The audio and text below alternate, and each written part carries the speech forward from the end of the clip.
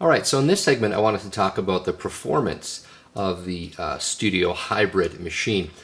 Because it's built around laptop parts, I have here a CPU Z, and it's showing that the core speed of the CPU is actually running at 798 megahertz. So this is the 1.86 gigahertz CPU, but just like a laptop, when the CPU isn't under load, it will actually scale back. Now if I fire up an instance of the CPU burn-in program, you'll see the speed jump from 800 megahertz up to 1.86 gigahertz. So most desktop computers will do this, but I just thought it was kind of interesting that Dell enabled that ability on this particular computer. Now, I'm going to zoom out here, and one of the questions I had when I purchased this unit was, can it actually do HD video? So I'm just going to start up the Windows Vista Task Manager here, and I'm going to fire up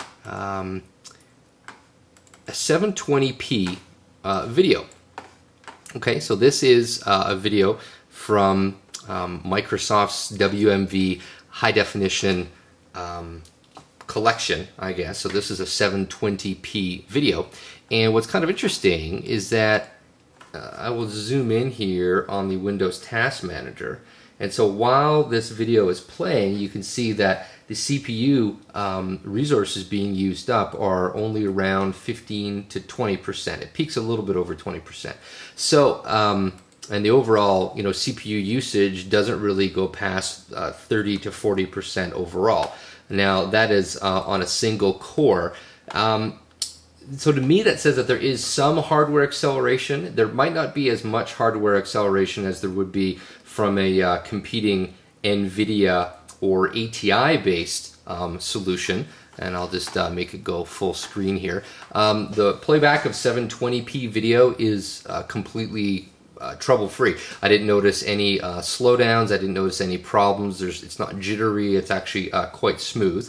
And interestingly enough, because this is only being used on a single core, I can actually fire up an instance of the CPU burn-in utility, which will use up essentially one full core. And as you can see, the video is just as smooth and fluid as it was before. And if we zoom in here, we can see that the CPU burn-in program is essentially using up one whole core, and the Windows Media video playback CPU usage is, again, under 20%. In fact, strangely enough, it actually seems a little bit lower, than it was before. So to me, this says that there is some hardware acceleration, but even if it isn't as efficient as another solution, it's still able to play back 720p video. Now, there is 1080p video as well. I downloaded a clip of that, and it handles 1080p video quite well. So this is another WMV clip called Into the Blue, and when this video clip is playing at 1080p, so this is a full 1920 by 1200 resolution, you can see here that the CPU usage is essentially the same. It's only about 20 to 30% overall CPU usage. So to me, this means that the unit would actually perform quite admirably in the role of a media center, being able to play back high definition content. Obviously, if it can play back this type of content, it's not going to have any difficulty at all with DVD or TV resolution content. So that's it for this segment. I am going to show you one last thing that sort of to me was a bit of a downer, because it shows how this unit is a bit limited in terms of its graphics performance for one of the key scenarios that I wanted to use this computer for. So stand by and we'll move over to the next segment. Alright, so what I've done here is I've hooked up an infrared receiver to the front of the Dell Hybrid. It's actually one of the things that I really wish Dell had included in the Studio Hybrid, was an infrared receiver built into the front plate. I mean, they have, all this sort of space here. I mean, I know that there's, buttons there behind the plating, but it still would have been really nice to have an infrared receiver. One of the problems I've noticed with this particular unit, at least as far as my own usage is concerned, is that I'm not really impressed with the performance of the Intel graphics solution.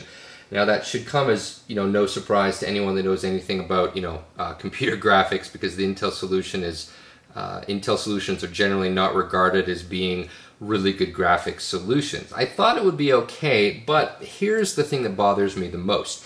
I'm going to fire up the Windows Media Center interface here, and notice how jerky it is when it's loading.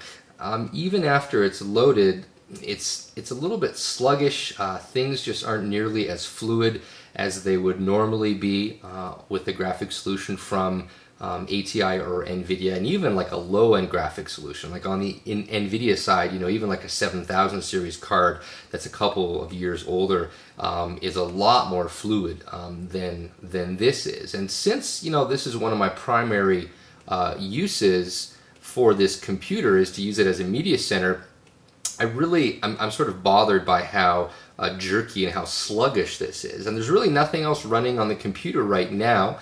The CPU would weigh in maybe slightly in this, but really overall this really boils down to being a graphics solution. So I'm not entirely convinced that the hybrid is going to be a good solution for me as far as this is concerned, because I'm going to be running this interface on a 50-inch plasma TV. I want it to look fluid and fast, especially because guests are going to be looking at this. So I want to make sure that the experience of using Windows Media Center is as fast and as fluid as possible. And right now, as you can tell, this is pretty kind of chunky and sluggish. It seems to really be struggling with this. So that's would say what would be my main complaint about the desktop hybrid as far as my own uses for it would be concerned. If you're not going to use Windows Media Center and you're going to use this computer just as a basic email, word processor, web, photo viewing kind of machine, you're not really going to run into any difficulties. Now this is interesting. I'm looking at this now, and it looks like it's sort of smoothed out a little bit. It's not as jerky as it once was. So maybe the CPU does weigh in a little bit here. At any rate, this has been Jason Dunn from Digital Home Thoughts, and this sort of concludes my various thoughts about the Desktop Studio Hybrid. You can check it out for yourself at Dell.com, Dell.ca, or any of the associated Dell websites. It can be configured with a wide variety of CPUs, RAM, a few different hard drives, but they do not give you any option when it comes to the graphics processor. And I think that that's one thing that I would really like Dell to change, would be able to offer an AMD or ATI or an NVIDIA graphics card solution to just up the ante a bit here. Some people might want to play games on it. It's not going to be used for any sort of hardcore gaming, but I think that there's some basic tasks that the Intel GPU just really truly doesn't measure up very well on. So thanks for watching this video, and if you have any questions, post them and I'll try to answer.